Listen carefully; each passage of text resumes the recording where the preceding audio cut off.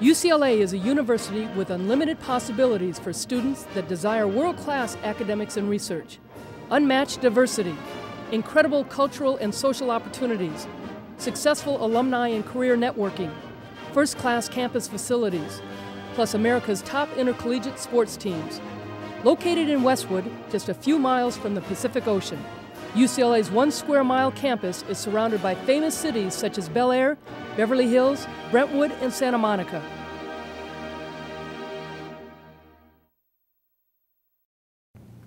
Hi everybody, and welcome to Westwood for another edition of UCLA Bruin Talk. I'm Dave Marcus, joined as always by Allison Taylor. The fall sports calendar is right around the corner, and two of the programs that are going to get underway real soon are going to be featured on this week's edition. We'll meet our guests in just a minute. Before we meet our first guest, let's take a look at the upcoming events.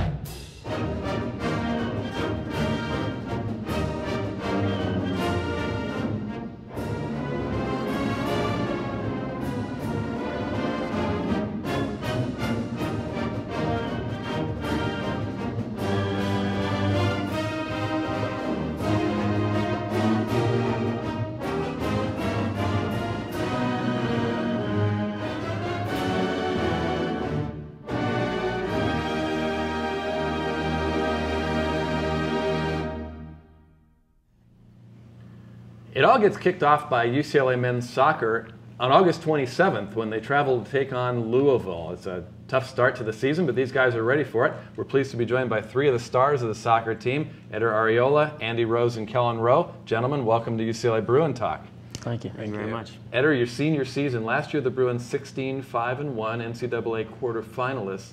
What are your expectations for this year? For me, I'm trying to focus on consistency. I've had a lot of ups and downs throughout my previous seasons, and that's the main thing I want to focus on. And as well as a team, I want the team to start really strong and end like the way we ended last season, if not make it all the way through. Andy, you guys had some nail-biters last year toward the end. Tell us about the excitement of getting into tournament play. Yeah, you know, I mean, ever since I've been here, we've been fortunate enough to do pretty well in the tournaments. That was the second year in a row we've gone to the Elite Eight, which, you know, to be honest, a program like this probably isn't good enough. This season we have higher expectations, but, you know, we had some great games. Dartmouth was a great game, obviously winning 1-0 in overtime. And then losing to Louisville, excuse me, 5-4 was a pretty emotional game. You know, obviously being up 2-0, 3-1, kind of thinking you have it in the bag, and, you know, credits them, they played a great second half. You know, we think the conditions probably didn't suit most of our California kids. You don't like playing on ice? You know, I don't mind, they come from England, but, you know, a few of the guys, obviously, it was a pretty tough game for us. So, you know, we're looking to obviously get some revenge maybe in the next coming weeks against Louisville. But, you know, tournament play is brilliant, and we're excited to hopefully get back there again this year. Kelyn, Pac-10 Freshman of the Year last year. Great way to break into Westwood. What did you learn about yourself last year that you're going to carry into this season? Well, last year coming as a freshman, you definitely grow up. I learned from these guys. I have Andy behind me in the middle. He teaches me all the time, every game, every practice. He's talking to me, chirping at me, you know, do this, do that. And I definitely learned a lot from him. Eder as well. He's a great attacking player. Him and I really have competitions in practice, who's going to finish more balls, who's going to do this and that. But I think the biggest thing is maturity. I definitely matured as the season went on. You start off very nervous. My first game was, I believe, Notre Dame. I don't remember the first 5 minutes because I was so nervous. And towards the end of the game, finally, you know, towards the end of the season, you really start to get a bigger role, and you I was more confident, definitely. As Dave mentioned earlier, you guys are going to be facing Louisville in the next few weeks. And Andy, as you said, it was a very emotional game the last time you guys met. So what is the team's mentality going into that game? You know, just the same as we approach every game. Yes, predominantly the same team as we had last year. All 11 starters are back, which is great. Pretty unheard of in college soccer, especially at a program like UCLA. A lot of guys leave early, the pro ranks.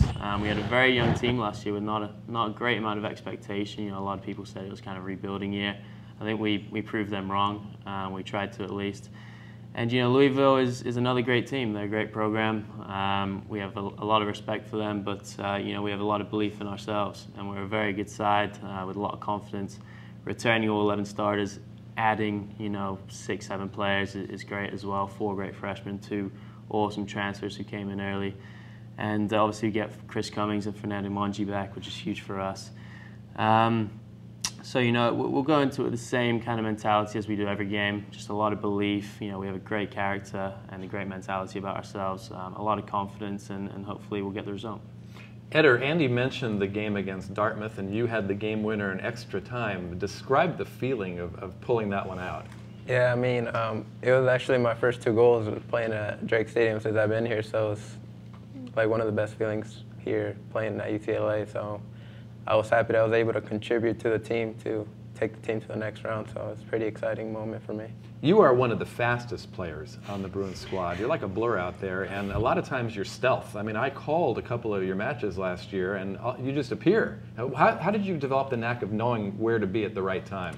It's just over time, training and practice, like knowing your movements. It's all part of the game, how I learned. Like, I'm good at receiving the ball and just dribbling at people with speed. I mean, it's just all training throughout these years I've been playing soccer. So, Andy, you cover a lot of ground. You're always out there at the midfield. Can always see you getting up there to win those 50-50 balls, but you can also attack. What's your strong points? What's your favorite part of the game?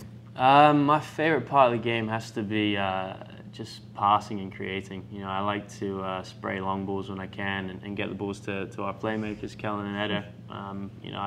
I usually, when I'm out there, they're the 2 players I look for most. And just kind of starting the attack from the defense, getting the ball off the back 4 and trying to be a link player to the attack. And, just being a presence on the field as much as possible, giving guys an extra boost whenever they need, making sure everyone's all right out there, feeling good and confident out there, and just talking as much as I can, trying to lead the team, and, hopefully we'll continue that this season. Kelyn, you scored 7 last year, but you assisted on 10. What's more satisfying, getting the perfect pass onto somebody's boot or putting it in yourself? It's satisfying either way because the team's winning and scoring. Personally, of course, I would love a goal, but the assist is just as easy and just as fun. So I'd say the goal, but either way to help the team, I'm happy. Kelyn, obviously you had a very outstanding freshman season last year. Are you feeling any extra pressures coming into this season? You have to stand up for what you did last year, or how are you feeling? Last year, no one knew really who I was. Coming in as a freshman, there's not much. I wasn't part of the college game. So it's definitely easier, I believe, than this year. I might have maybe a target on my back as well as these guys do. So I do have an expectation with myself. My team has an expectation that I come in and I do, if not better, the same as I did last season. Andy, you mentioned something really interesting, about distributing the long balls. Obviously, you're from Britain, and British football, they use a lot of long balls, European football, but the American sides a lot of times just, pattern control very methodically up the field. What is your background as a British footballer? How has that contributed to your philosophy of the game? I've always been a player who in England, you develop that kind of long ball with a purpose, though. It's not just kind of kick and run. It's purposely trying to find a player who's hopefully 40, 50 yards away and putting it on their foot or on their chest or whatever.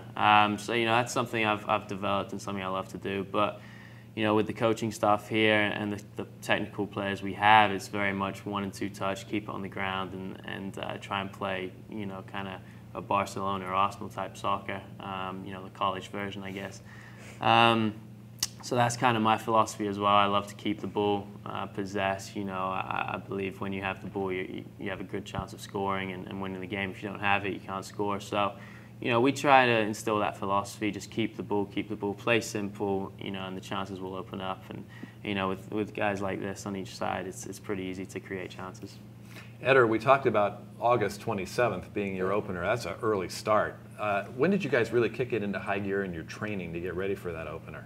Well, during summer, we usually train on our own. Not as much as a team because of the NCAA rules. So individually, we have to get mentally and physically prepared. So when preseason comes, we get together as a team and get going from there. So.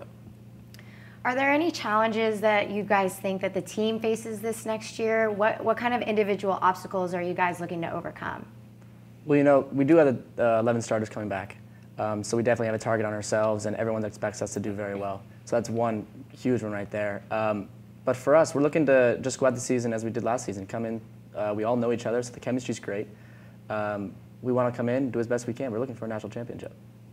When you look at teams that have played together, 11 starters is a remarkable thing coming back.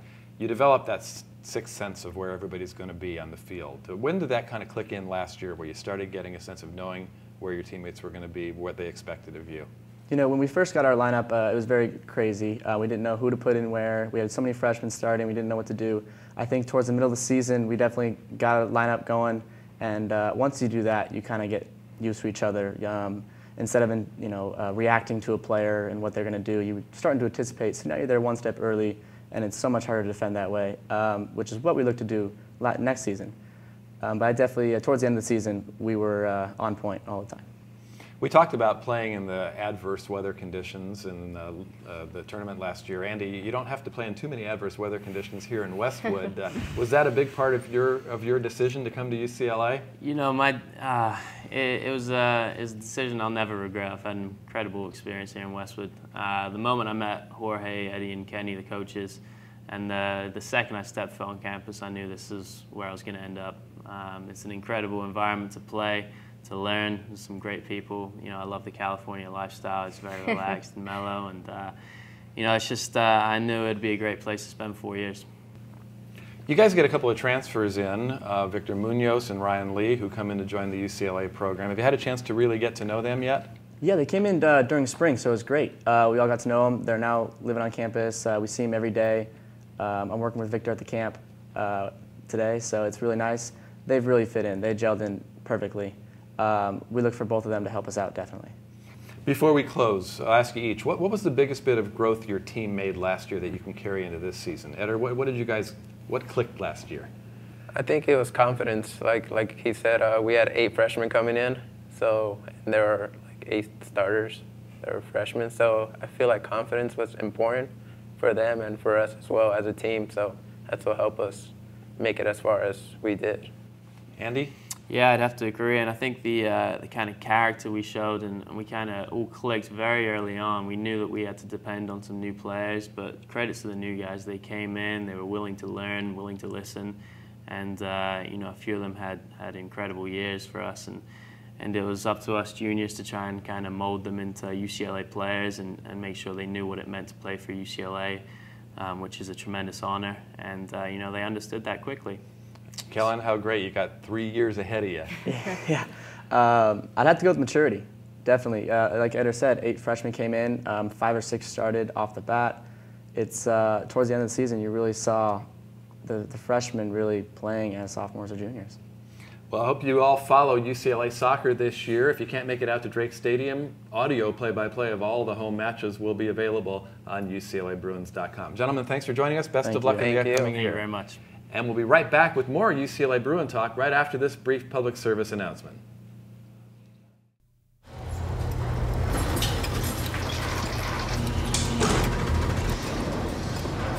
A trophy can be made just about anywhere.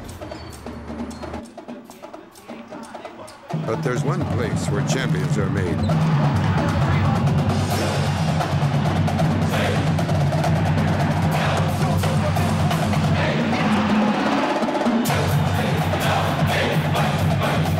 UCLA, champions meet here. It's now time to honor our Student Athlete of the Week. This week, we honor Chante Sandiford of the UCLA women's soccer team as our Student Athlete of the Week. The recently graduated redshirt senior will be leading the team from behind as goalkeeper for the 2011 season.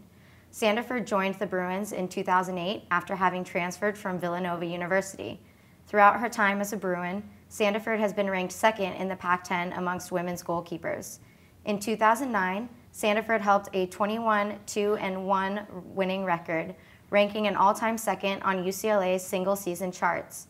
Good luck to Chante Sandiford and the women's soccer team as they look forward to the rapidly approaching 2011 season. If you would like additional information about UCLA athletics, visit our website at uclabruins.com. We talk about the fall sports calendar being right around the corner, and it's really true for our next guest. Women's volleyball gets started before anybody else, and we have two great members of the program with us, outside hitter Rachael and head coach Mike Seeley. Welcome to UCLA Bruin Talk. Thanks for having us. Coach, your second year as the UCLA head coach, how different does it feel going into this season than it did last year? Much, much different. You know, when I first got hired, they told me it was really going to take 5 or 6 years to understand what it took to be a head coach, and I was saying, yeah, probably I got it figured out, and I didn't. There's a lot of things in preparation that you don't think about. So I think our prep in the spring, getting ready for season, was much more, well developed, and we've got all the things covered. Rachael, you had an outstanding effort in the NCAA's 22 kills against Texas, second round loss for the Bruins, but it was a building block. Tell us about your preparation this summer, getting ready for the next year. I think our team's just been working really hard in the weight room. We've gone to open gym multiple times a week trying to just get reps and really practice as much as we can because the season comes up quick and we got to make sure that we're putting all the work that we can in this summer to get ready for it. I love the fact when I look at the UCLA website, the summertime is pretty quiet, and all of a sudden, upcoming events, you've got that volleyball match coming up real quickly. What is the pressure of getting ready for your season when campus is basically deserted? It kind of helps because there's not much to do, so you're kind of forced to get in the weight room, practice. There's not much pressure. I think we just all are pretty motivated on our own to do that by ourselves. This season, the Bruins beat the Huskies for the first time since 2006. How do you feel having that big win under your belt going into next season? It feels great. It definitely helps getting big wins like that. The Huskies this year is going to be a battle, but it feels great, and I know we can definitely beat them again this year. Coach, the Bruins were 22-9 last year. A pretty good debut for you. How did that meet your expectations? Going into the season, we had no expectations. You have goals. My goal is always for the team to be as good as they can possibly be. We never really talk about winning, championship, this and that. We had a meeting with the team, what were their expectations, and we kind of met them.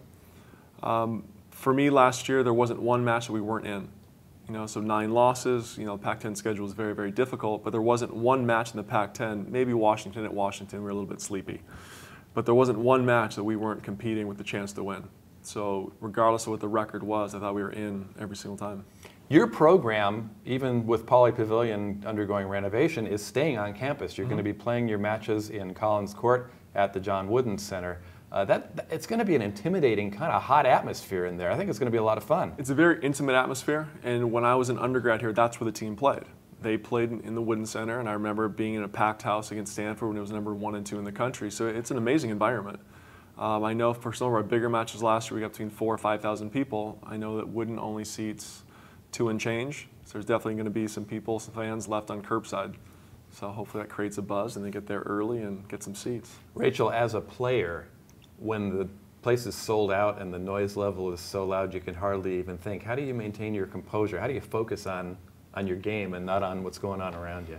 You kind of just have to get used to blocking out everything around you. Like, we're used to it from other gyms in the Pac-10 that are really loud bands, like lots of fans.